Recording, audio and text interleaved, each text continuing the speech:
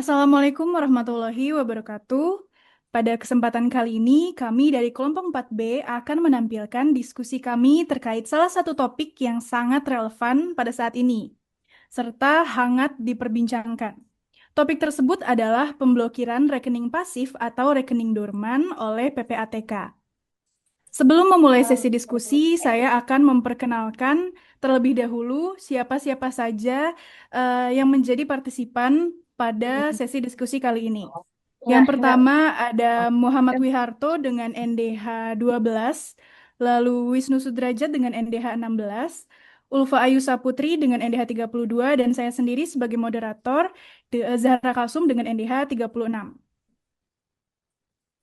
Kebijakan ini adalah langkah krusial untuk mencegah kejahatan keuangan seperti pencucian uang dan pendanaan terorisme. Namun, kebijakan ini juga memicu perdebatan tentang perlindungan data pribadi dan hak nasabah. Pertanyaannya, bagaimana kita sebagai Smart ASN memandang isu kompleks ini?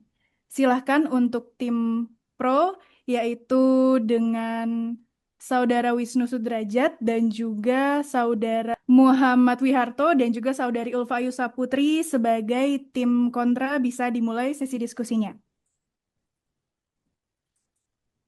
Baik, Assalamualaikum warahmatullahi wabarakatuh.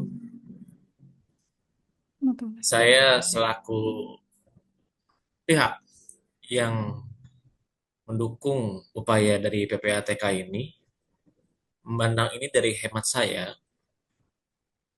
adalah suatu langkah proaktif yang dilakukan oleh kita sebagai pelaksana kebijakan yang sesuai dengan tata kelola pemerintahan yang bersih dan efektif, kalau menurut saya. Pencegahan kejahatan keuangan adalah prioritas untuk pada masa saat ini. Rekening dorman sering disalahgunakan untuk aktivitas ilegal, apalagi jika dikaitkan dengan judi online yang pada akhir-akhir ini sedang marak terjadi. Tentu, jika kita melihat dari sisi positifnya, ini adalah salah satu alat tekan yang cukup baik, inisiatif yang cukup baik untuk memberantas salah satunya judi online.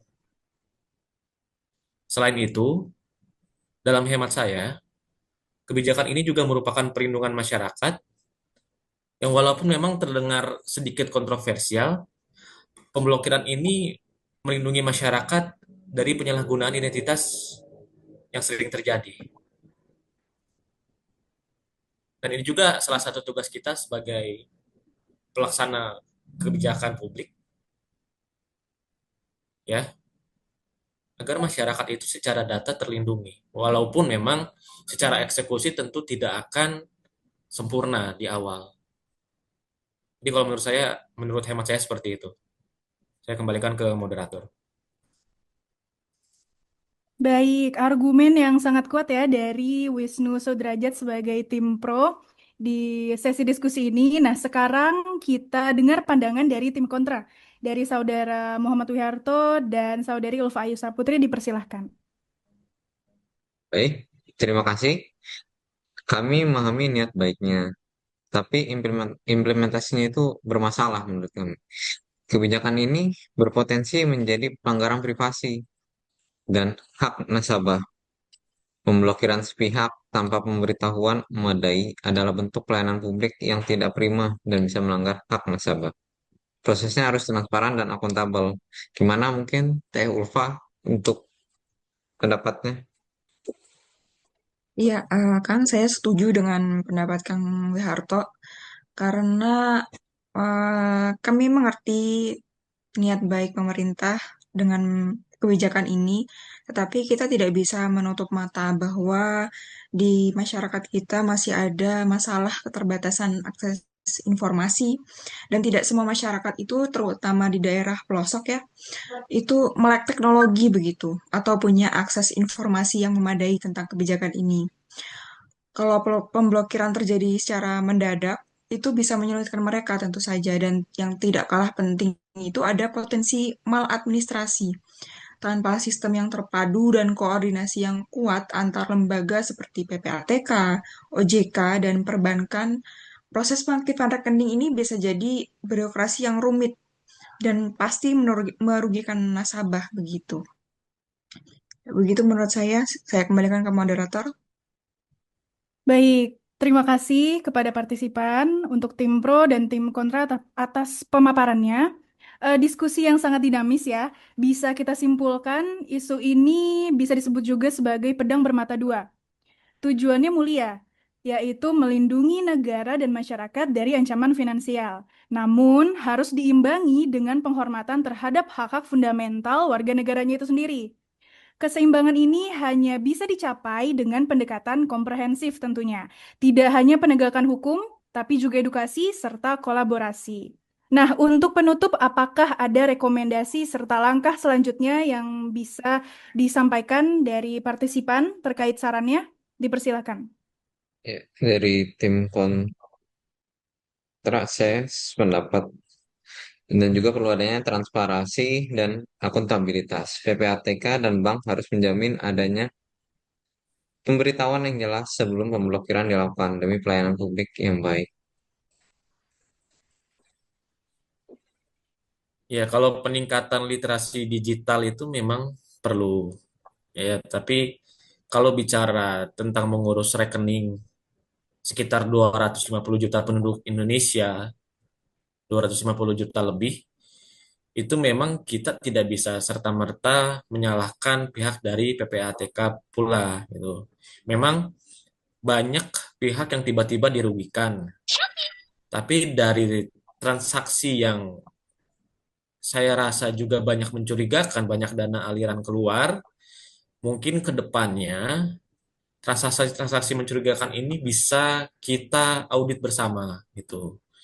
Dalam artian, semua pihak yang terlibat itu harus duduk bersama untuk menyelesaikan masalah money laundering, transaksi ke luar negeri yang mencurigakan, karena tentu ini pula berinduknya kepada perilaku masyarakatnya sendiri yang masih turut serta dalam kegiatan-kegiatan seperti judi online tersebut.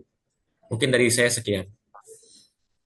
Saya izin menambahkan betul yang dikatakan Kang Wisnu, tapi kalau kita bisa memberi saran begitu kepada para pembuat kebijakan, saya rasa kebijakan ini perlu adanya transparansi ya dan akuntabilitas. PPATK dan bank itu harus menjamin ada pemberitahuan yang jelas sebelum pemblokiran ini dilakukan. Jadi tidak serta-merta tiba-tiba tanpa pemberitahuan orang tiba-tiba kita ketika ingin mengambil uang atau ingin butuh keperluan tiba-tiba rekeningnya terblokir, justru kan merugikan begitu. Eh, karena kita juga sebagai smart ASN begitu, saya rasa perlu sistem yang terpadu untuk mempermudah pelaporan dan juga pengaktifan rekening sehingga tidak merugikan nasabah. Begitu. Mungkin saya kembalikan ke moderator. Baik, terima kasih atas rekomendasi dan sarannya dari Saudara Wisnu Sudrajat, Muhammad Wiharto, dan juga Ulfa Putri. Dengan implementasi rekomendasi ini diharapkan kebijakan pembekuan rekening dorman dapat berjalan dengan efektif tanpa merugikan masyarakat tentunya. Dan tetap menjunjung tinggi nilai-nilai manajemen ASN dan tentunya Smart ASN. Terima kasih atas partisipasinya. Sekian dari kami. Wassalamualaikum warahmatullahi wabarakatuh.